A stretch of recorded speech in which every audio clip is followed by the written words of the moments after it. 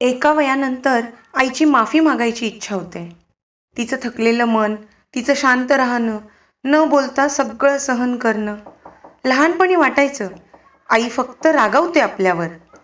पण आता आई झाल्यावर कळतंय की ती घाबरायची, आपण तिच्यापासून दूर जाऊ नये म्हणून. लहानपणी वाटायचं की आई खूप जास्त विचार करते. पण आता आई झाल्यावर समजतंय की तिने तर तिचं सगळं आयुष्य माझ्याच काळजीत काढलंय. लहानपणी वाटायचं, ही कधीच का मनमोकळं जगत नाही, इतर आयांसारखं टापटीप राहत नाही. पण आता आई झाल्यावर कळतंय, उद्याच्या दिवसाची काळजी तिला आजच सतावत असायची. कदाचित मोठं होणं यालाच म्हणतात. हळूहळू मी सुद्धा आईसारखाच विचार करायला लागलीय. पण खरं सांगू, आईसारखं, आई एवढं फक्त आईलाच जमतं.